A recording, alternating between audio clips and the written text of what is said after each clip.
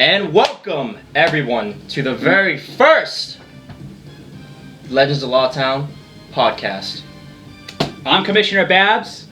With me right here to my side, Spring Sproles. I introduced you to the league a couple years ago, and I'm so happy that you're here by my side. You have met all my expectations, and this is why I handpicked you and groomed you for this position. And what position is that? Doggy? Not just to be by my side. By his side. I will be by his side to the death. It's good to be the commissioner. It's a commish versus all. Like, everybody hates the commissioner, and fuck all you that hate the commissioner. But you want to be on the good side of the commissioner. Actually, I personally hate the commissioner. I thought there are a lot of problems I have with the league, but let's put those aside. So we have a stacked day today. We're going to be talking about all the trades that have been happening. You see this board behind us. It's a clean board. We're going to use this August 20th for our draft. We do have all the picks, though, that have been traded. We'll talk into that. We'll also do team recaps today. We're going to talk about Untitled, who has the worst winning percentage in league history, and also a little bit about the new team, the O-Nos. Pat O'Leary. I'm very excited for Pat O'Leary coming into the league. We kicked out last year David. Which shows that no one's safe in this league, by the way. No one is safe. He was the first ever champion, and I kicked his ass out. Everyone... He's not competitive. I want competitiveness. You need to be fucking active. Absolutely. There are 5 teams on this board that haven't even made a single trade yet, but we'll talk about that later. Yeah, we'll talk about that later. So, this is awesome. This is going to be our first podcast of many. We're going to try to do one every single week, leading all the way up into the draft. Hopefully we'll do more after that, recapping each week. Going towards the draft day, we'll be talking about quarterbacks, kickers, defense, running backs. We'll list them all for you. Possibly who might be making certain picks in certain areas. We'll get all into that in the next couple of weeks. We're going to cover it all. Every inch of this fucking fantasy league. Absolutely. And don't forget the Commissioner's Corner. We'll have one-on-one interviews anytime, any place, anywhere. So let's get started. Let's talk about the draft lottery. So every year, since I've taken over the league in 2014, we've done a draft lottery, which is actually supposed to be today. But I got a little anxious, and I want to do it a little early. Someone got excited on vacation. Well, I was on my way to Houston with T-Guns. As we're flying, we had a trip to Dallas planned out.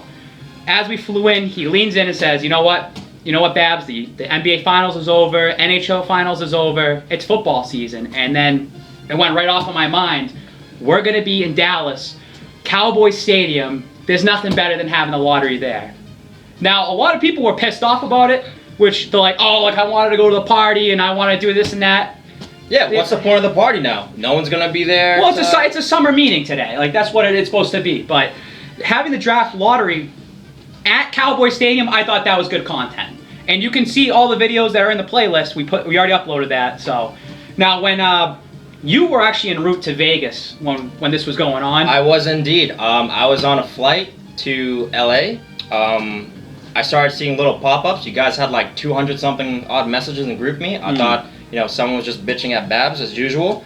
So I didn't pay attention to it really. And then he called me while I was in LAX. He's just like, yo, you got the first pick. I'm like, first pick?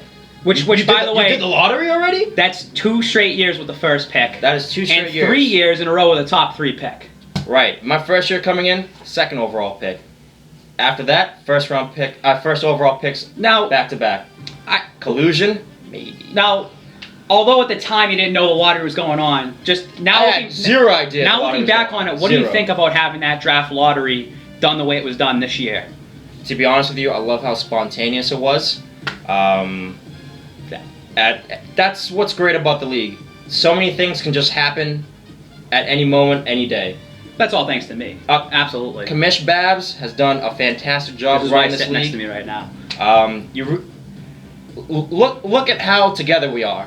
We have a fucking podcast running specifically just for the league. This is only for the league. What other leagues do that? None. We have the best league. The purpose of this is going to take us time. It's something new. But I want to prove that we have the best league in the whole entire world. We definitely do. So going on top of that too, we already have picks 1 through 12. You got the first one right here, Spring Sproles. Down 28-3, Will Cox at the 2nd pick. The 3rd pick is Gilman. 4th pick, T-Guns. 5th pick, Scoregasm, Pat Brophy, 6th pick with me, 7th pick, No Guts, No Glory, 8th pick, Spreadsheets, 9th pick, Untitled, 10th, last year's champion, Dupe. The O-Knows, the new guy, got the 11th pick, and Red Zone, who fell off a little bit last year, the 2-time champ, got the last pick in the lottery. Do you think that we should do the draft lottery the way it is, like at different stadiums every single year, or should we have it like actual together like this? I don't think there's any real issue with just having the lottery done in any specific way. It's just been fun.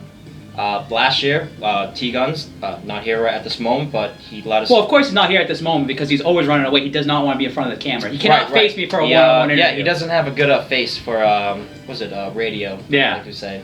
But, let's see. Yeah, I mean, there's really no issues. Just, I mean, you going to Cowboy Stadium and doing it was actually pretty cool.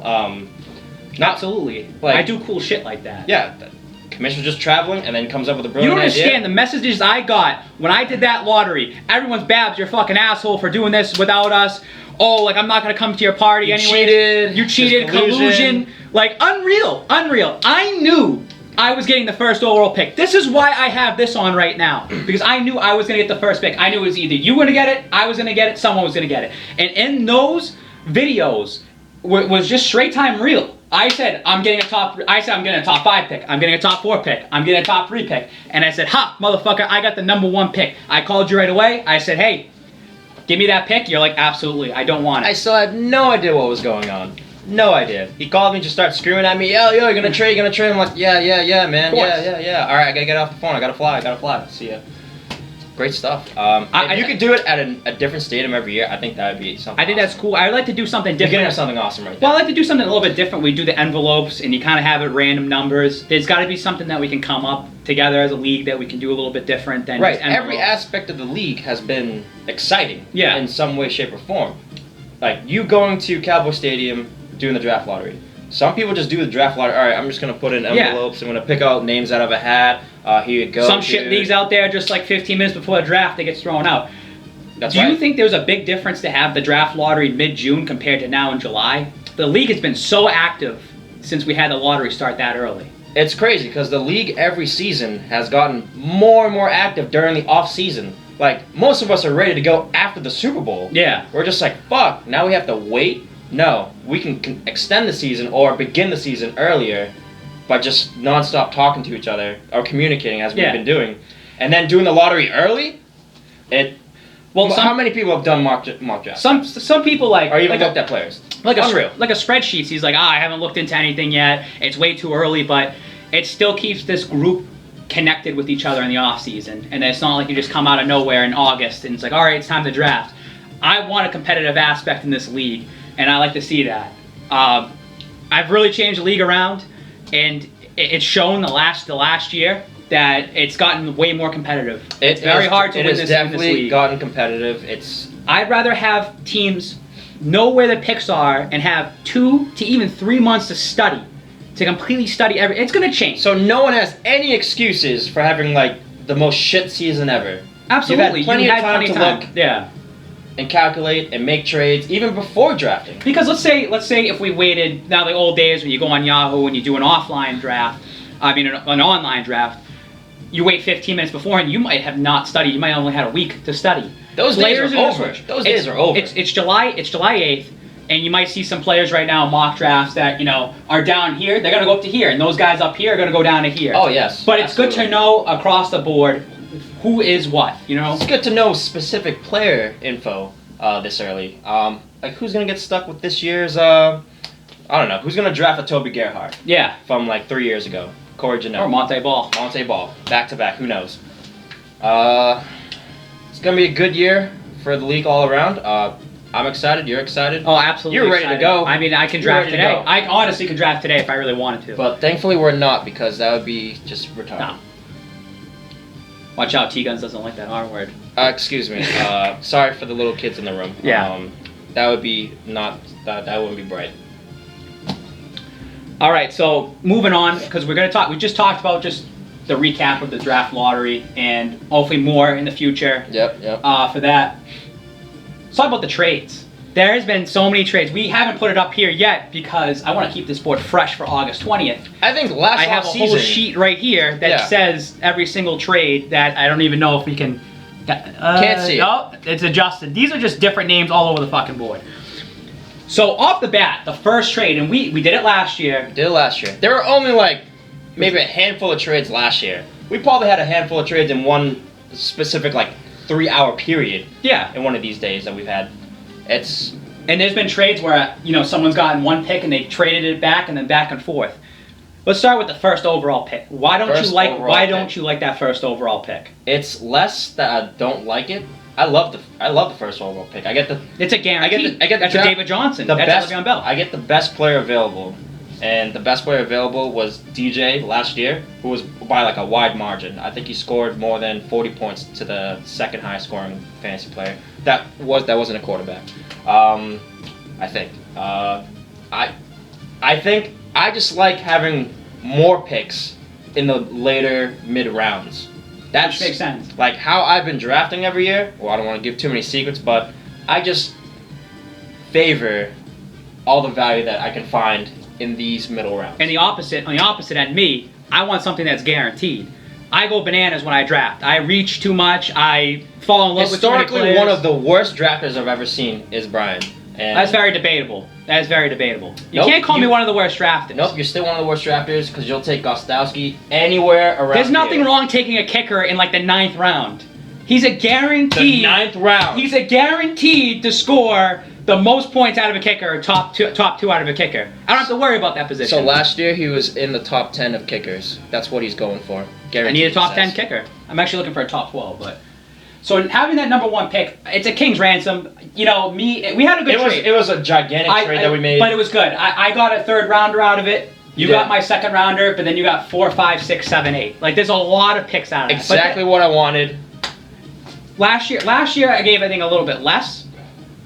In a way, I think you got a 2nd and 3rd rounder, and then like I got your 2nd. 5th. Yeah, I got 2nd, 3rd, 4. 2, 3, 4. So the difference this year, that's valuable. The difference this year was me getting that 3rd rounder. Right. But I had to give a little bit extra at the tail end right there. Right. You are completely loaded up in the middle.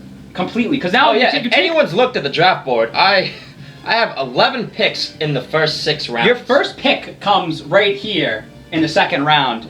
So you have 1 pick here. You pick again here in the 3rd round, so that's 2. Yep. And then you pick again, I think, in the end of the 4th, we'll have 3 straight picks. So you have 3 straight right here. That's right. That's 3 straight. Then you have another one in the middle, then you have another one there, and then you have a bunch of 6 and 7s. You're going to have 11 players by the end of the 7th round, is it? No, end of the 6th round. End of the 6th round, you have 11 players. By the end of the 6th round, I'll have 11 startable players on my roster. Now, some people don't like trades. There's some people that have been vocal about it in the league that just hate the trades that happen before the season. What do you think about it? I mean, I understand it. As you guys have seen, the draft board, it looks like fucking shit. There's fucking names and crap everywhere. Which takes a great commissioner to know how to log that into the systems, to keep track of it and all that. Yes, I will put a side note to beef him up a little bit here. Commissioner Babs has done a fantastic job just being active in the league. Whenever we need a trade or whenever we needed this updated, he was there. He was awake. The way I look at it is that we can do the draft lottery and you can sit on your fucking ass the entire time and it's 1 through 12 and you can just debate on who you're going to pick here and there. Having trades keeps the league active. Having trades kind of makes you think, maybe I can get one up. Yeah, and we said the mock drafts change like nonstop. Oh, it's changed nonstop. So you're here. You might be like, you know what? I think I could just trade down because I really don't like anything that's there. Yeah, for those idiots who are targeting a player specifically, they'll keep trading up and down based on where the mock drafts change throughout the next like week, not week, but like months leading into. Which, by the way, like it's like the oh-no's. I told him, I had these 2 picks. I have the 1st and 2nd overall pick. This is right. Which is really unheard of to have 2. Last year I had the 3rd overall. That was already set. And then I took the 1st overall from you. Right. But to have back-to-back, and especially in a league that has thin at running back, to have pretty much a guaranteed David Johnson, Zeke, or Le'Veon Bell right there in those 2 picks, and to have a 2nd round pick. If he doesn't make the playoffs, then he's just the worst drafter in the world. I don't understand. You will have the 2 best players No, but barring injury. Barring injuries you can't predict. Like, but they're not even just the best players. Like, they're the best players by a wide margin. it takes to think about 1,400 points to make the playoffs. That is already combined them two minimum 600 points. Like I'm already like halfway there to the playoffs. Yep. As long Almost as that 3 halfway years, there. like 600 points right there in the first two players. What do you think about Team Red Zone trading out of the first round? So Team Red Zone has those two last picks there. Like he has the end of the first. He did have those last two had picks. them and he traded out. He ended up switching over with Untitled, and now he's picking right there. And but he has a pick over here, so it's kind of having one there, and he's kind of keeping himself even across the board. You know, I can't say anything bad about the move because, I mean, This is coming from the guy that traded out of the second round last year to pick Sammy Watkins, because Sammy Watkins is a top 5 wide receiver. Top 5 wide receiver, for like 1 day, or was it a couple of weeks that he played? I'm willing to bet $3K that he takes Michael Thomas in that pick, in that second round for his I wouldn't be shocked if because he he's took going to say Mike Michael Thomas is going to be a top 5 wide receiver. Yeah. You're an idiot if you think that. I mean, for Corey trading out of the first round, I don't hate. Obviously, I traded the first overall pick. I'm drafting even after him, like way later than him. I don't hate it. He's already gone and told me like he likes the idea of the value of like having these middle picks. So he's been stocking up on those picks. And for him, like for all the unfortunate injuries that he suffered, I think him having more players, more valuable or more quality potential star players here is going to help him out. He's actually admitted he likes what you were doing. He saw that. He's learning. You've every single year you've gotten better and better. You've made the playoffs 3 straight years. You've been in this league. Trends, man. You have the best winning percentage, and you had a title appearance. Since you've been in this league, Corey's actually been on the down. So I think he's seen what you're doing, and he's trying to learn from that. Another thing I just want to add on top of that is, how crazy is it that I have 2 first-round picks, Wilcox has 2 first-round picks, and Bias has 2 first-round picks. Wow.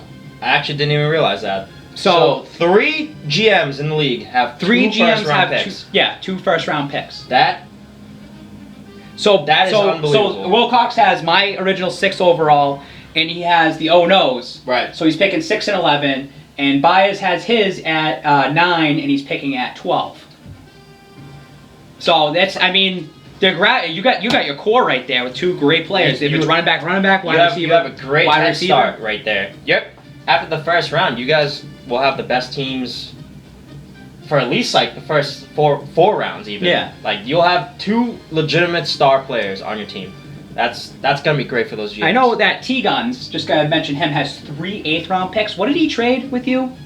He gave me a 6, and I gave him back an 8th? And a 10th. An 8th and a 10th? So no, I gave him he gave me 6 and 10, and I gave him 2 8ths. He's an idiot. Why would you trade out of 6th round? That's completely stupid. I don't understand that. He also didn't realize he was giving me 4 6-round picks. Do you think that the league should do future picks, like future trades? Oh, no.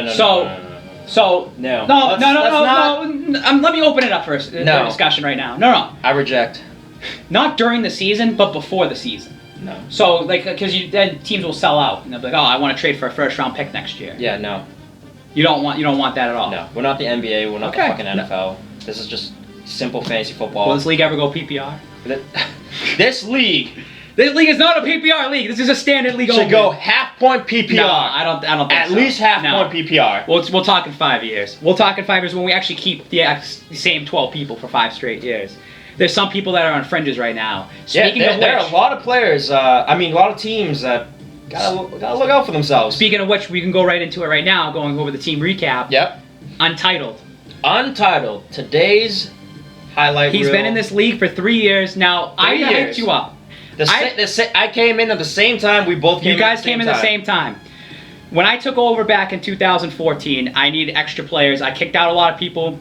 I brought you in. I wanted you to win a title off the bat. You didn't, but you made the playoffs. I'm happier now that where you are today. Unrealistic expectations for me. But I either get someone who's really good, where you're here at the top, right, or I get people that are really bad, which is not Untitled. Right. In 3 years that he's been in this league, he's been 6 and 7, 4 and 9, and 5 and 8, and his winning percentage is a .384. Terrible. Just to help the listeners out there, we have the league history in front of us here, with everyone's win totals for the last 4 or 5 years. Which numbers are percentages skewed. Numbers can be skewed a little bit, and arguments can be made because Right. you played only 3 seasons. You have the best winning percentage. Yeah. But you have someone like a Team Red Zone who's third in the league in history for winning percentage, but he also played 5 seasons. Exactly. But we have some solid data here. You can just see it. Like, look at some of these teams, man. Like, you can see some consistencies, some inconsistencies. But focusing on Untitled here, there's a bit. If you look at some of his picks, we have his picks as well too for the last couple of years. You look at 2014, he took DT and Peyton Manning, back-to-back picks. He had the 12th and 13th pick. He had that end pick. Baez's picks have been 12, 8, and 6. So he's never had higher than a 6th pick. Right. If you just look, we're just ad-libbing this, like we're looking through it. I mean, he had decent players, but look at this, taking Victor Cruz in the 3rd round in 2014. Honestly, something like that. His draft last year, Andre Johnson in the 3rd round. His draft was not bad at all last year. He took David Johnson 6 overall. He took Alshon Jeffrey, was he hurt? Yeah, I mean, let's put it this way. But Devontae Freeman, Matt Forte, Russell Wilson last year, John Brown. He had some okay picks in there. Kevin Coleman too. He had Freeman and Coleman last year. Yeah, let's put it this way. He drafted really good running backs last season. Like Devonta Freeman and Coleman, like both of them, I think were in the top. Well, Coleman at least in the top 25 of RBs, and Freeman obviously in the top 15. And Coleman's not wasn't his flex because he had David Johnson, Matt Forte, and Freeman. So he had his 2 running backs plus his flex. And he could have put Coleman in there for a bye week. I'm pretty sure Matt Forte also finished the season in the top 15 of RBs. And he had Justin Tucker, too. He was the best kicker last year. Kickers do matter, by the way. I have no comments on that. Okay. But he just unfortunately missed on the wide receivers. That's it. It's the trades. It's the trades that end up happening, too, like during the season. Sometimes he did make some bad trades. Like me last year. I took Antonio Brown. I took A.J. Green. I went 1-3. To start the season, I traded him away. You got it, because it's like college football. You gotta win every single week. You gotta win, man. But on top of that, just going back, couple is in 2015, he took Todd Gurley, and Todd Gurley had an amazing season. I think he missed the first 3 games or something like that. Yeah, but once he came missed in, a good chunk at the beginning of the season. But once he came in, he was doing pretty well. Also, I mean, he spent a lot in C.J. Anderson that year, and we all know how that turned out. C.J. Anderson fucking sucked. One of the league mates said it best, and I forget who it was. Andre Johnson, wow. But Untitled, the way he ends up picking, he just takes best available. It's like if you were going in an online draft for Yahoo and you auto draft. That's his auto draft. He auto drafts. He auto drafts in person. Right, like that's the feel I get from from looking at this. It's just auto drafted the best suggested player from whatever source that he Exactly. And that's not wrong, but that's not really. He's not doing himself a favor. It's not working. It's not working. It's absolutely not working. You got to change it up. Quickly. You got to do some studying, man. You got to look into this. He has 2 first-round Andre picks. Ellington. He has 2 first-round picks. 2 first-round picks this year. He has the 9th pick and the 12th pick. Do you think he'll end up working? Is that going to work out in his favor at all?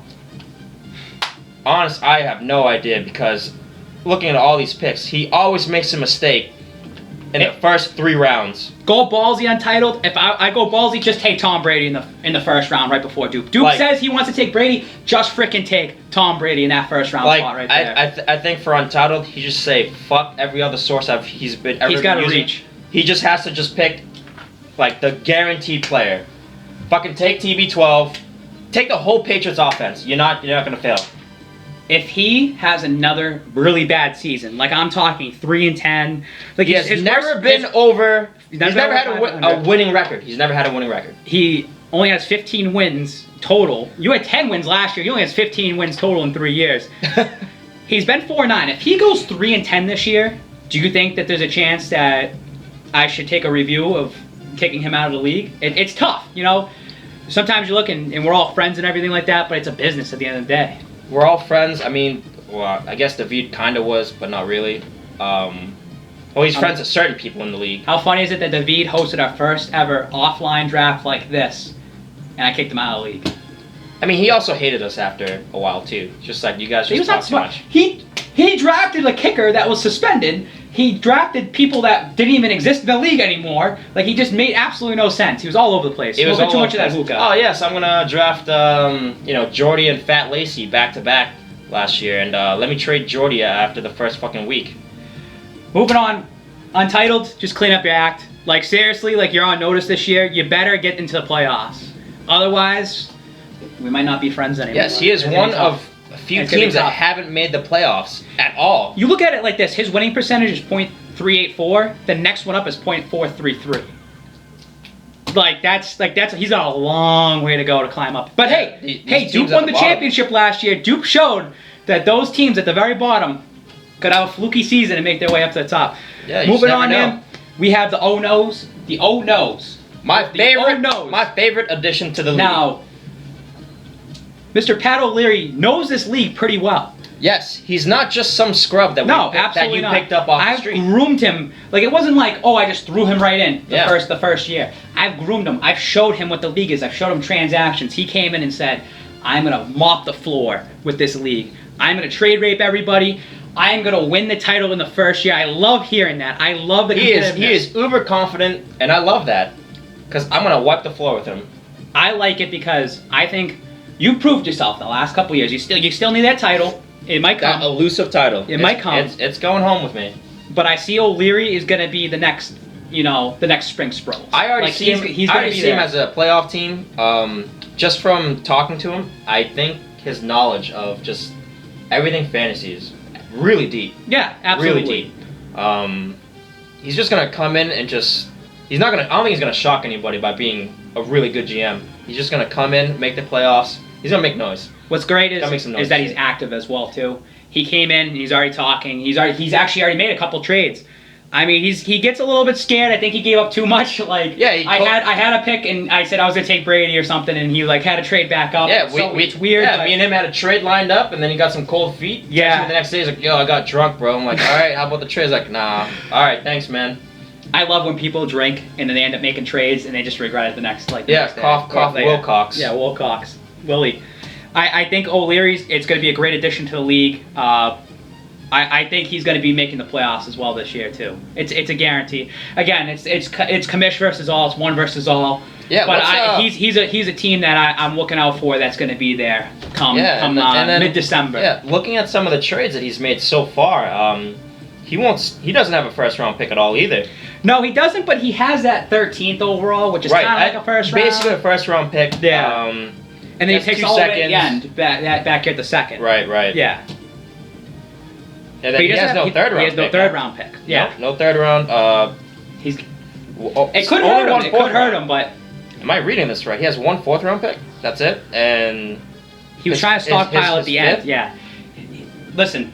Okay. He's a guy. There's few people in this league that can make mistakes on draft day and actually recover. And knowing O'Leary, knowing him, he's gonna end up coming back out of that. He'll get out of that. Yeah, I'm a fan of him. Trading out of the first round, but I'm not too sure what about the super late round picks. That's just going too far down. But who knows? He's the next big thing. Like you're about to say. He's the next big thing in the league. He's the next big thing. He is the big thing. This is going to be the year. This is going to be the year that Red Zone misses the playoffs again. He was a 2-time champion. Was one of the best guys in the front half of this league when we started. He's going to be on his way out. O'Leary's on his way up. You're on your way up. And we have new people taking over the league. So with that being said, that's going to be it for our first show. Not bad. I mean, yeah, there you go. Round of applause, everyone. Thank you so much. Thank you to our number one fan, Willie Cox. Willie Cox. Shout out to Willie Cox. Shout out to you. Thanks for the wedding invite. We can't wait to be there. Cannot wait to be at the Legends of Lawtown table together. We are going to get fucked up. Absolutely. So next week we have our team recaps. Next week will be T-Guns, which hopefully he shows up for a one-on-one interview. He just still can't face the music with me. And Dupe. The league champion. Who fucking lost to? Who went 4-9 2 straight years, flipped it, went 9-4 and won the championship last year and beat you by a fucking How's few it points. feel that you got beat by the person who has probably the third to worst record in the league, and you have the best record in the league, and he beat you last year by 2 points? 2 points. It doesn't feel good. That's why kickers mad about it. No. That's why kickers it had matter. nothing to do with That's why kickers matter. Nothing to do with Absolutely. kickers. Oh yeah, it absolutely nothing to do with does. kickers. Absolutely does. What are we gonna cover next week? What do you want to talk about next week? Do you want to do quarterbacks next week? Running backs? Wide receivers? Yeah, we'll figure it out. Yeah, we'll figure it out. We'll figure it out. There's gonna be a lot to talk about. So every week we'll be talking about something different. We'll lead up into. Let us know what you want. Let us know what you want. We'll also have a special too. The night before the draft, we'll be covering. It'll be like our last final mock draft, Yes. so it'll be awesome. And then hopefully we'll do some recaps as well too. So Gonna be a lot of buzz. there it is for our first show. I am Kamish Babs. I am Spring Sproles, homie. Spring Spol's homie, Straight Cash homie, R.I.P. Cleveland Street. Don't forget it, R.I.P. Cleveland Street. We are right now in the Legends of Lawtown bar at Woodward Street. This is the next big thing. We're bringing a title home this year here. No, I'm bringing the title back home to Waltham. Sorry, guys. Waltham sucks. Pat Brophy sucks.